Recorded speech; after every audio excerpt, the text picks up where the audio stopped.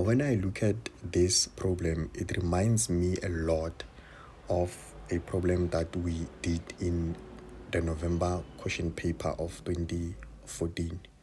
We really had a similar problem. Even in our lessons, I have a similar problem. So this question at this stage should be a really fun question, because we can see now the repetition in the exam question papers, that these exam question papers are always the same. They just change the scenarios there and there just to test our knowledge. These balls move at the same time. When this is projected, this also is projected. Now, when this gets here, this will be here. When this gets here, this will be here. When this gets here, this one will be here. When this reaches the maximum height as it goes up, the ball B will be at the point somewhere here. Now, the time it took to go up here will be the time that it took to go down here. So that is to say, the time from here to here, the change in time for ball B, I'll call it change in TB1, is the same as 1.22 seconds. I can never begin to emphasize how important it is to go through my vertical projectile motion playlist on YouTube before you attempt to do any of these question papers on vertical projectile motion. The playlist is arranged into different lessons in which we go in depth explaining each concept. Please go there and be sure to watch those lessons before you attempt questions.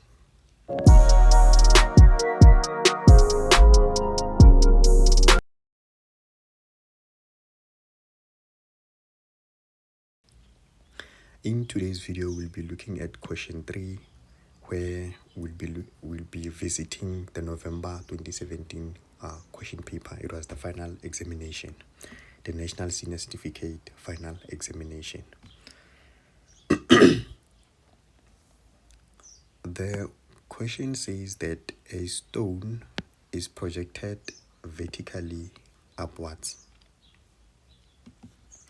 at a speed of 12 meters per second from a height h above the ground.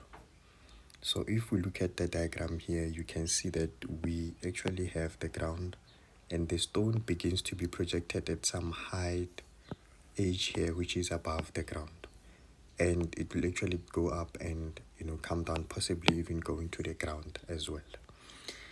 They say here, ignore the effects of air resistance. Now, the first thing that I'm going to do is that I'm going to interpret this question by saying here that the initial velocity, well, firstly, I'm going to choose my direction such that I will say downwards is positive. I'll choose down as positive, meaning any vectors that are going in the y direction downwards are positive. That means that the vectors that go upward will be negative. Now, to write down the given information, I will then say this 12 meters per second will be a negative 12 meters per second. The reason being is because it's a vector that goes actually in the upward direction. And this is the initial velocity of ball A. Remember, we've been doing these questions from the November 2014 question paper. Always when we deal with two objects, it's important or ideal to label your velocities, according to those objects, so that we don't get confused when we interpret and also solve the problem. Now, the fact that they're saying to us that we should ignore the effects of air friction would imply that there is here the acceleration due to gravity, which will be defined by G is equals to A, because it's the acceleration, and is equals to 9.8 meters per second squared. Notice that my acceleration is positive because the vector that goes in the positive direction. Now, this only happens when there is no air resistance. In other words, these objects are moving in free fall motion. There are no any other forces except the force of gravity here. Now, this problem, I will classify it as a problem that requires the understanding of vertical projectile motion, because I can see that we have, a projectile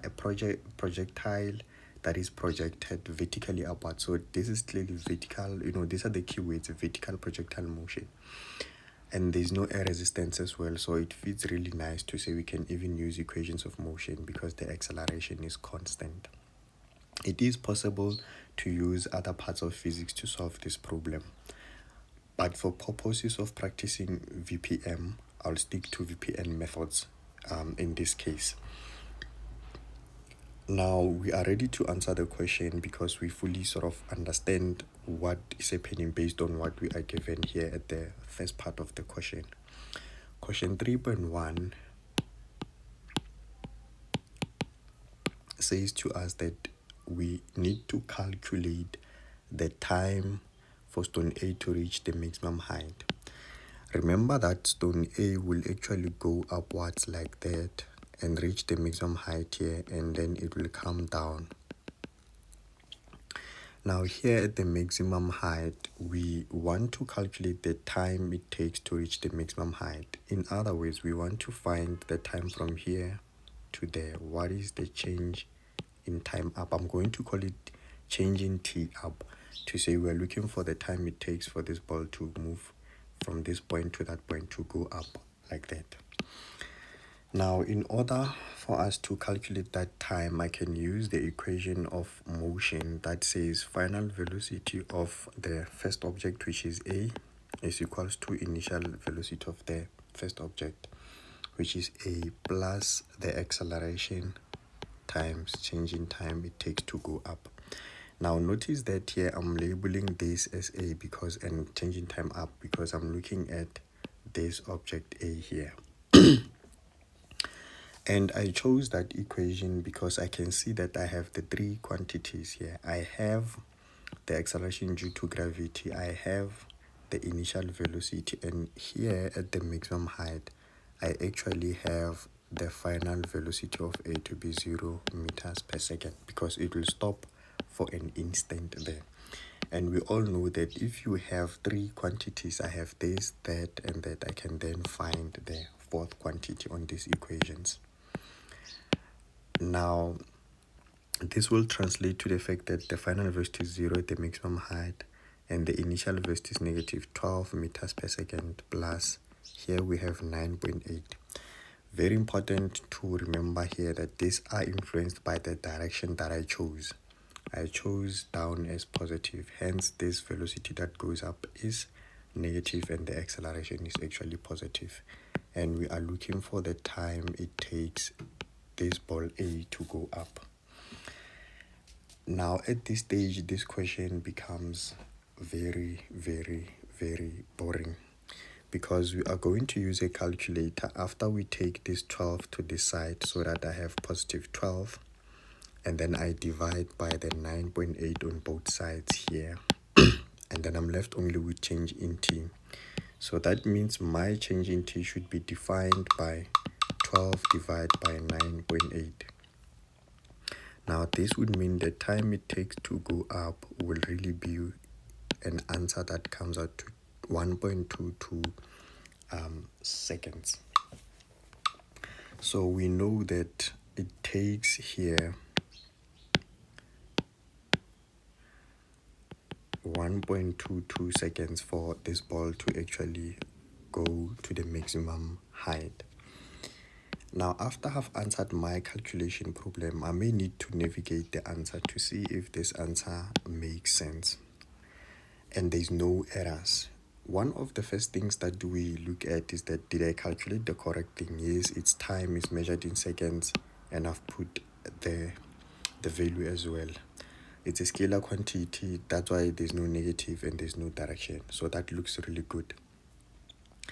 And to reach the maximum height here, it's very difficult to judge if this answer can be right or wrong, because we don't know the height that it covers. But it's moving at a fairly quick velocity or speed, So it's possible that it can reach the maximum height within a second or so. Now we'll move then now to the second part of the equation, which gives us more information to interpret the question again. They say here that at the same instant, very important statement here, at the same instant that stone A is projected upwards, stone B is thrown vertically downwards from the same height at an unknown speed v.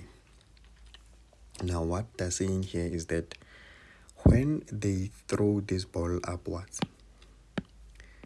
when this ball is thrown upwards with 12 meters per second, at the same time, at the same instant, we throw this one with the velocity or the speed v here. You know, we don't know the value, they're just giving us the variable v. So that means these balls, as this one comes here, this one will be going down. As this one comes there, that one will be going down. So when A goes up, B is actually going down. And they sort of move at the same time. The other one going up, the other one going down. Now, when I look at this problem, it reminds me a lot of a problem that we did in the November question paper of 2014. We really had a similar problem. Even in our lessons, I have a similar problem. So this question at this stage should be a really fun question, because we can see now the repetition in the exam question papers, that these exam question papers are always the same. They just change the scenarios there and there just to test our knowledge. Now here they say refer to the diagram. Already we've been using the diagram. So with this statement, what we have picked up here is that our initial velocity for ball B will actually be given by the value of V. And it's positive because we chose down as positive. So it's simply just going to be the V there, the positive V. And the other thing that we have to note, as I was discussing, is that these balls move at the same time. When this is projected, this also is projected. Now, when this gets here, this will be here. When this gets here, this will be here. When this gets here, this one will be here. When this reaches the maximum height as it goes up, the ball B will be at the point somewhere here. Now, the time it took to go up here will be the time that it took to go down here. So that is to say the time from here to here, the change in time for ball B, I'll call it change in TB1 is the same as 1.22 seconds. They are really taking the same time to go up and down because they're thrown at the same instant, they're thrown at the same time. Now, at the bottom here, we have more information that we're given. We are told that when stone A reaches its maximum height, the speed of stone B is 3v. Now, remember these balls, they are actually going in opposite directions like that. Then they say when this reaches this height here, then the speed of B, the speed at this point, because remember B would be somewhere at this point, the speed of B, they say to us, is 3v. It has increased by 3v. And of course, we expect the speed to increase because the acceleration and the velocity are in the same direction, meaning the force of gravity is in the same direction as the velocity. So it's pulling the ball downwards, so it will move faster. So now when it gets here, we have a velocity of, I'll call this B final to be 3v. So we start with the initial velocity of v, and at some point here we have the velocity 3v, and it takes 1.22 seconds to get to that point. That is my problem interpretation. Again, this problem is still a problem of vertical projectile motion, so I'm classifying it as vertical projectile motion. As I said, there are other ways in which you can solve this problem. Now, because we classified this problem, we can then go answer 3.2, which says calculate the speed with which ball B is thrown downwards. Now the speed v, remember the speed v is the one that is thrown downwards with. Right, so we're looking at that speed v. We want to find that speed v. As I said, it's v initial. Again, when you look at this, we have three quantities here. I really have the time, I have the initial velocity, and I have the final velocity. Then I can calculate the v, and I can see that these are in proportion with each other. You know, this is 1:3. They have a ratio of 1:3. You know, this is v, this is 3v. So somehow they will combine in my equation and be one thing. They'll be like terms in the equation and help us to simplify. So I know this question might seem like it's confusing. You don't know what to do with those v's there, but they will work out. We have seen this type of a relationship where variables are in proportion when we did momentum and impulse, specifically the law of conservation of momentum. So we can still work with a situation where we don't really have the values. I'll use the equation that the final velocity of ball B is equals to the initial velocity of ball B plus the acceleration times the change in time of ball B1. Remember this time here, I called it change in B1. I do realize that we might have some time here, and then we might want to call this B2. That's why I call it B1 at that stage. Now, we saying that the final velocity here, VB final, would be 3V. So this will be 3V, and here we started with an initial velocity of V really. And then we have 9.8 here. Because it's positive, it goes downward, and it takes 2.2 seconds to go downwards. As I said, you can see that this will be like times. If I take the v this side, I'm actually going to have 3v minus v, and this should give me 2v. So that means this side I have a 2v is equals to. Then we can really multiply the 9.8 by the 1.22, so that then now I have 11.956. I'm going to keep everything here because we are not at the final answer. And we know that the velocity will then be this answer of 11.956 divided by 2.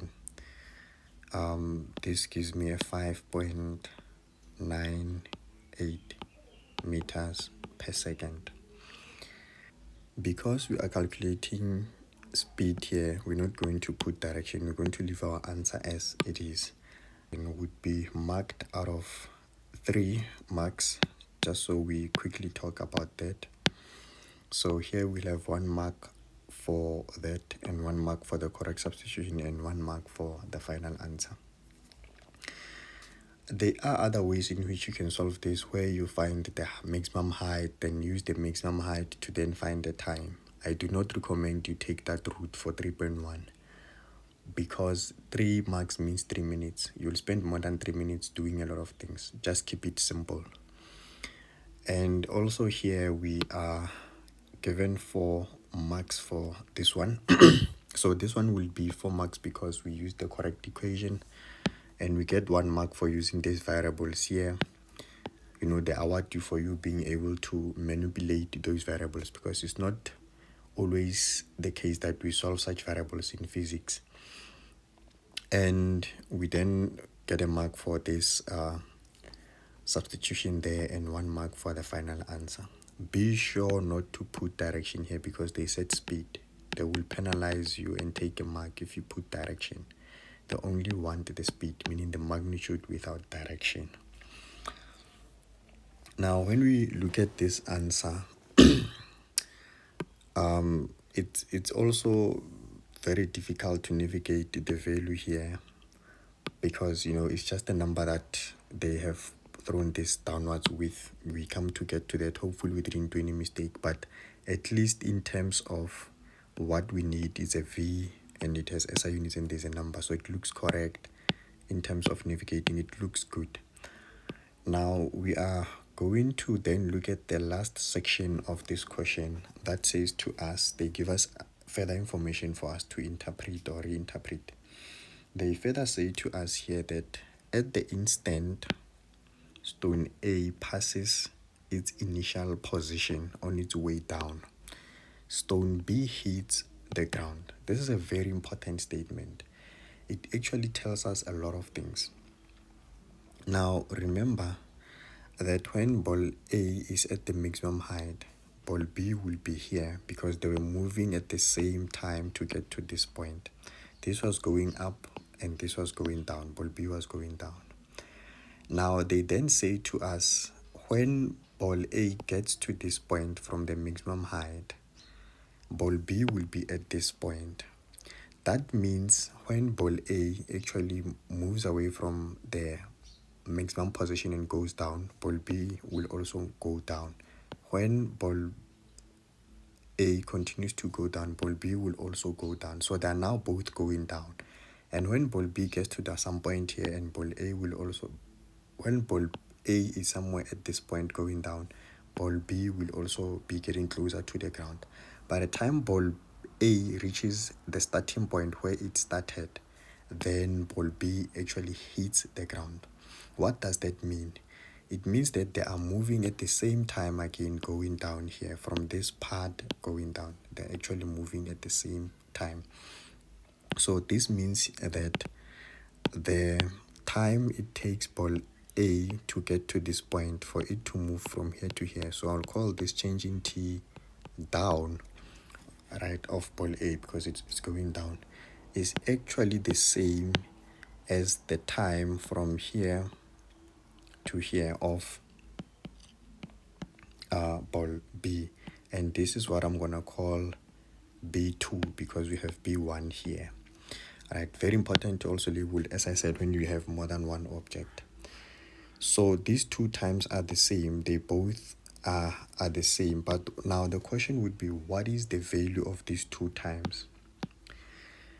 Now, if you recall, vertical projectile motion is symmetrical. It has time symmetry. In other words, the time it takes ball A to go to the maximum point and come back to where it started is the same, meaning the time to go up is the same as the time it takes to go down. So what I'm saying is that the time it takes to go up will be the same as the time it takes to go down. And we know that the time to go up is 1.22 seconds. We know this time. So it means when this ball goes down like that, it will take the same time of 1.22 seconds. We are then now saying that that time is the same now as the time it takes ball B to move from here to here because they move at the same rate when they go down.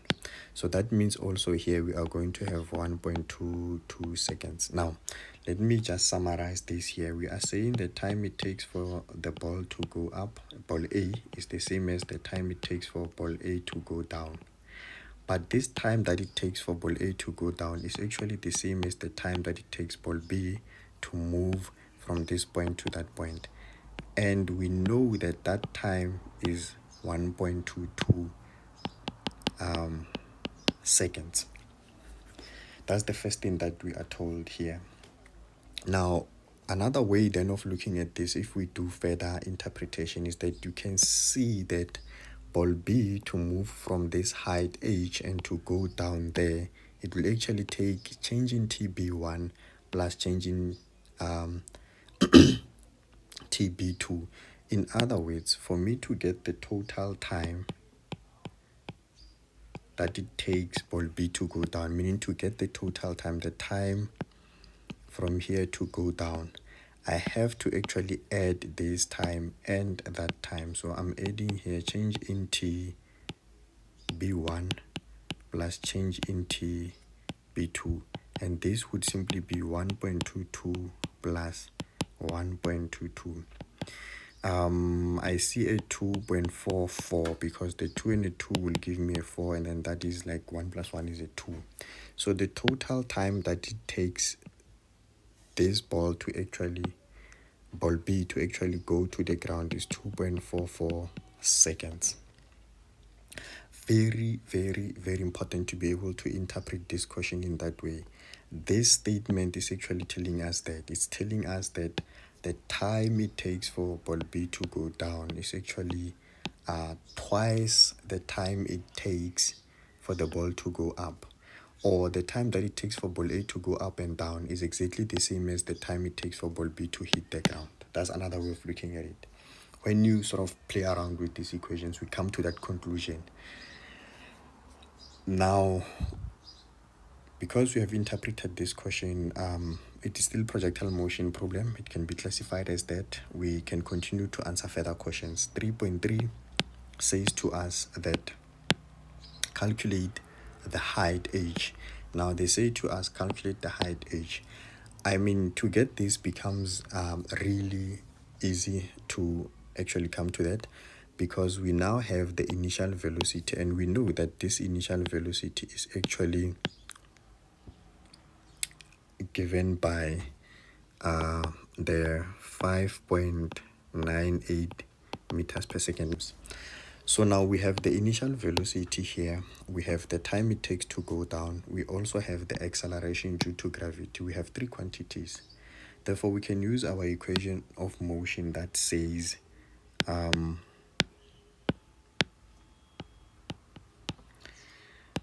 the displacement, which is what we're looking for, of B, right, is going to be the initial velocity of B times the change in time of B, but this is the total change in time. Remember, very important, it is this time here, and you're going to add to this half the acceleration times change in time of B total squared.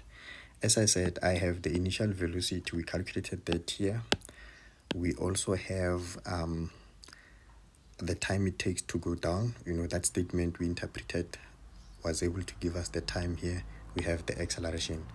So this means then our change in YB, this is the change in YB, is the h here, is height h. I'm going to replace that as h. I'm going to substitute that as h. And we're saying the initial velocity of this would be a 5.98. Remember, we chose down as positive, so that will remain as 5.98. And the time we said is 2.44 seconds. Just to confirm that, yes, it's the 2.44 seconds. And we have here plus 1 over 2, 9.8 times 2.44 seconds squared. And from here, this question becomes very, very, very, very boring, because we're literally just gonna punch these numbers on the calculator, and we have here 9.8, we have here 2.44 all squared, and actually this gives us a height of, so we're saying that the height h will then be 43.76 meters. That is our height to move from this point to that point. So you can check that you wrote everything here, you know, by navigating the answer. We can see that I've used the correct symbol for h, you know, because it's the magnitude of that displacement. And yeah, when I put the numbers, I get to that value there, and I've written my SI unit in meters, so it looks great. I can move to the last question after doing this one. Okay, maybe we can look at how the 3 marks comes about. 1 mark for this formula, correct substitution of everything here, and the final answer. Now question 3.4 says to us that sketch the velocity versus time graphs for the complete motions of stone A and B. Very important, on the same set of axes. So we have two graphs that are on the same set of axes, velocity versus time graphs, and then they say label your graphs stones A and B. So we're going to label our curves A and B. They further say that show the following on the graphs. We need to write down the time taken for stone A to reach the maximum height. We know that we have calculated that. And we also need to show the velocity with which stone A is thrown downwards. We also know that we have calculated that. Now, to do this question, we are going to start by numbering this to say this is 3.4, 2.4,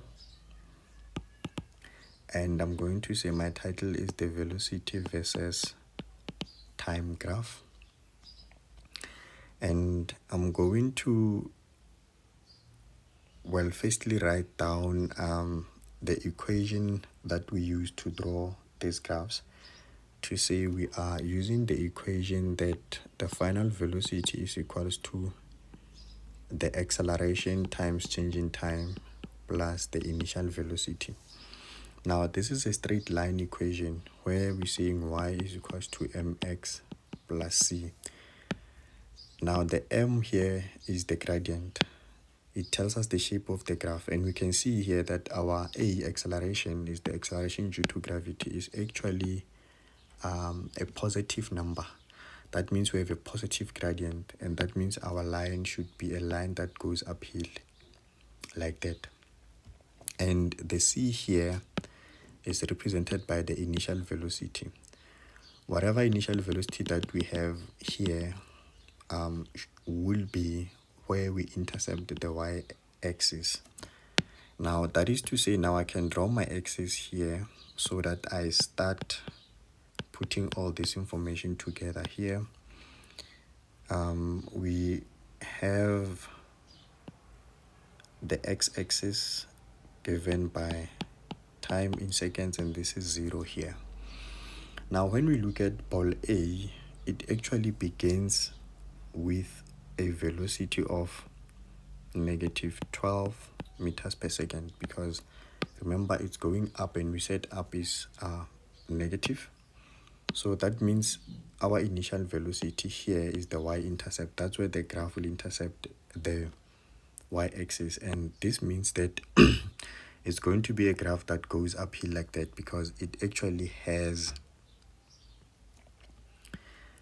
a positive slope, right?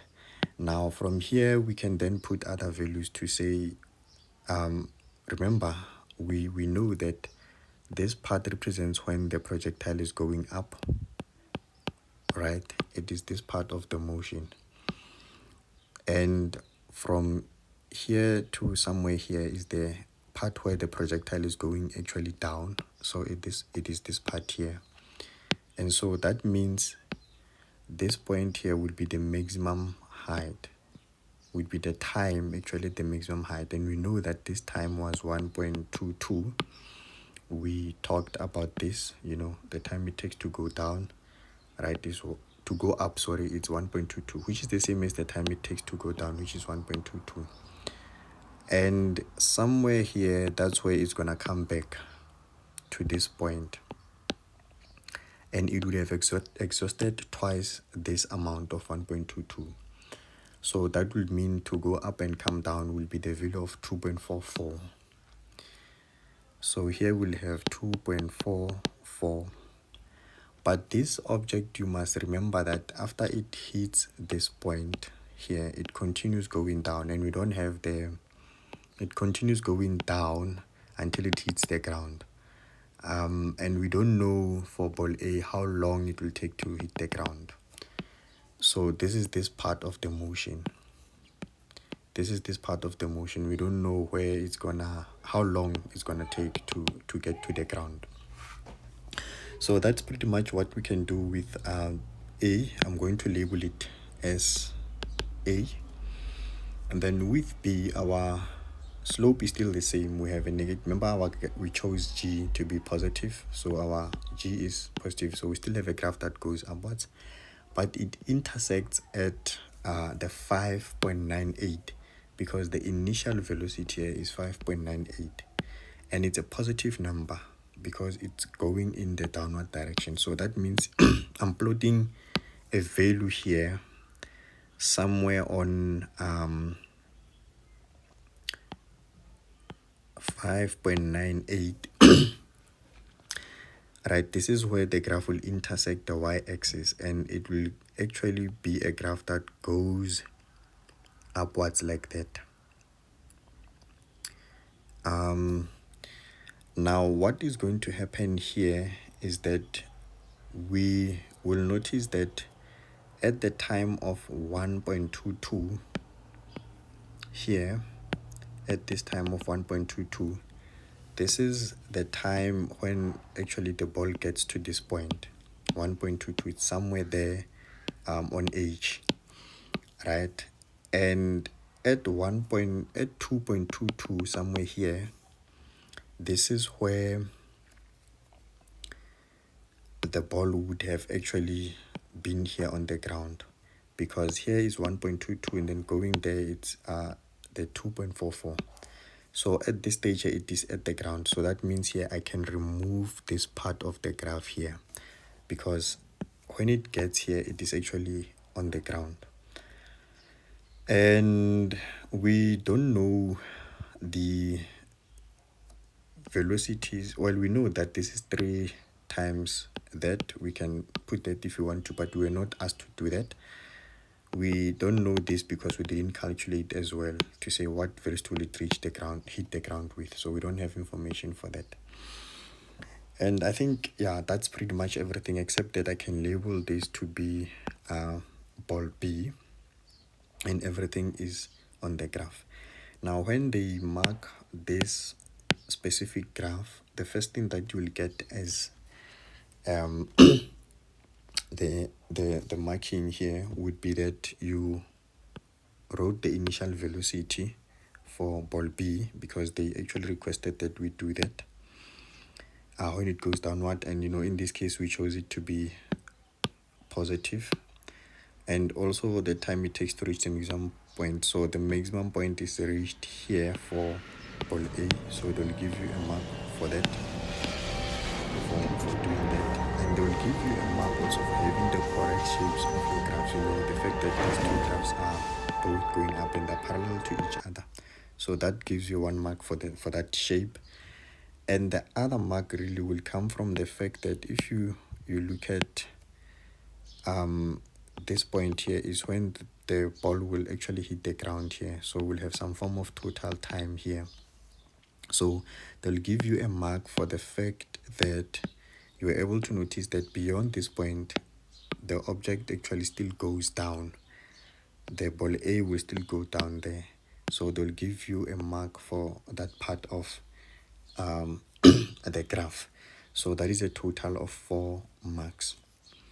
Traditionally, I would say put all the information that you have on the graph as we've discussed them from our lessons, so that you can score all the marks. But also follow the instructions. Make sure that everything that they request you to put is actually included on your graph.